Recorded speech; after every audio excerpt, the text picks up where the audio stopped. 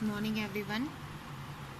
अभी हमने भाषा लेसन 1 पढ़ा क्लास 3 के लिए, जिसमें हमने पढ़ा भाषा किसे कहते हैं और भाषा के कितने रूप होते हैं। अब हम इसके आगे बढ़ रहे हैं और अब हम पढ़ेंगे लिपि। लिपि यानी ऐसे चिन्ह जो लिखने के लिए प्रयोग किए जाते हैं और इन चिन्हों को ही लिपि कहते हैं। तो जैसा कि आपके सामने लिखा है कि भाषा के लिखित रूप के लिए कुछ विशेष चिन्हों की आवश्यकता होती है, इन चिन्हों को ही लिपि कहते हैं। संसार में विभिन्न प्रकार की भाषाएं बोली जाती हैं। हर देश की अपनी अलग अलग भाषा होती है। एक देश में भी अनेक प्रांत होते हैं। हर प्रांत की अपनी अलग अलग भाषा होती है। हर भाषा को लिखने के लिए अलग अलग चिन्हों का प्रयोग किया जाता है। ये अलग अलग चिन्ह ही अलग अलग भाषाओं की लिपियां हैं। हिंदी भाषा की लिपि देवनागरी है। इसका मतलब ये है कि संसार में बहुत प्रकार की भाषाएं बोली जाती हैं और हर देश की अपनी अलग भाषा होती है। एक देश में भी अनेक प्रांत होते हैं, अलग अलग शहर होते हैं, अलग अलग राज्य होते हैं। इन सभी प्रांतों की अपनी अलग अलग भाषा होती है और हर भाषा को लिखने के लिए हम अलग अलग चिन्हों का प्रयोग करते हैं। ये अलग अलग चिन्ह ही भाषाओं की लिपियां हैं। यानी हर भाषा को हम एक ही लिपि में नहीं लिखते हैं। हर भाषा की लिपि अलग अलग होती है। हिंदी भाषा की लिपि देवनागरी है। हिंदी भाषा जो है वो देवनागरी लिपि में लिखी जाती है। देवनागरी लिपि का मुख्य रूप से पहचान उसकी ये है कि हर शब्द, हर अक्षर के ऊपर एक शिरोरेखा होती है। आगे हम देखेंगे, राकेश मैम, मेरा दोस्त जेम्स है, वह अंग्रेजी बोलता है। अंग्रेजी की लिपि कौन सी है? अंग्रेजी भाषा रोमन लिपि में लिखी जाती है। जैसा आपने अभी पढ़ा कि हिंदी भाषा की लिपि देवनागरी है, तो वैसे ही अंग्रेजी भाषा जो है वो रोमन लिपि में लिखी जाती है। यानी उसको लिखने के लिए हम रोमन लिपि का प्रयोग करते हैं। इसके बाद गुरतेज पूछ रहा है कि मैम, मेरी दादी रोज गुरु ग्रंथ साहिब का पाठ करती है, वह ग्रंथ पंजाबी में लिखा है। तो बेटा, पंजाबी भाषा का नाम है, पंजाबी की लिपि गुरुमुखी है। अली के घर में उर्दू भाषा बोलते हैं, उर्दू की लिपि फारसी होती है। इस प्रकार से आपके सामने ये जो उदाहरण प्रस्तुत है, इससे ये पता चलता है कि हर भाषा की लिपि अलग अलग होती है और अलग अलग लिपियों से ही इन भाषाओं को लिखा जाता है।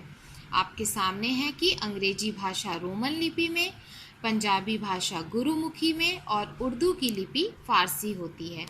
अब हम आगे बढ़ते हैं। अब तक हमने जो पढ़ा वो आपके सामने है। हमने क्या क्या सीखा? अपने मन के भावों को प्रकट करने का साधन भाषा है। भाषा के 2 रूप होते हैं, मौखिक, लिखित। भाषा के लिखने के ढंग को ही लिपि कहते हैं, जो अभी हमने पढ़ा। हर भाषा की अपनी एक लिपि होती है और हिंदी भाषा की लिपि का नाम देवनागरी है। तो इसको आपने अभी तक सब कुछ पढ़ लिया, भाषा पढ़ लिया, लिपि पढ़ लिया। अब आपने जो भी पढ़ा है उसे आप लिखेंगे अपनी कॉपी में। आप कोई भी कॉपी, चाहे वो आपके पास रफ पुरानी हो या पुरानी हिंदी की कॉपी हो क्लास 2 की, आपकी कोई भी कॉपी हो, आप उस कॉपी में जो भी पढ़ाया जाएगा ऑनलाइन क्लास के माध्यम से, उसे आप नोट्स बनाएंगे, हिंदी फर्स्ट का और हिंदी 2 का। ये हिंदी फर्स्ट का नोट्स है।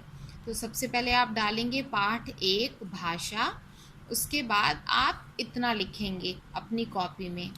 अपने मन के भावों को प्रकट करने का साधन भाषा कहलाती है। भाषा के 2 रूप होते हैं, मौखिक, लिखित।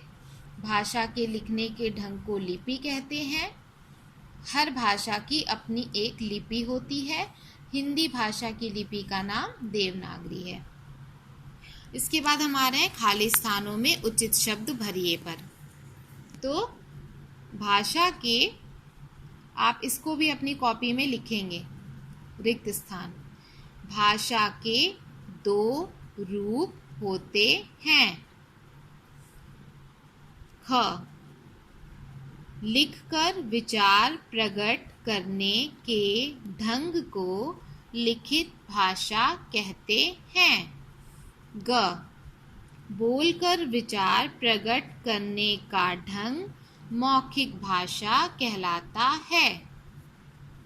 घ, हिंदी भाषा की लिपि का नाम देवनागरी है। अंग, लिखित भाषा का रूप किताबों, पत्र और पत्रिकाओं में दिखाई देता है। च, मौखिक भाषा का रूप रेडियो, नाटकों और भाषणों में दिखाई देता है।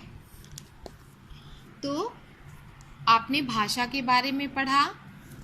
भाषा दो प्रकार की होती है, मौखिक और लिखित, और भाषा के लिखने के ढंग को लिपि कहते हैं।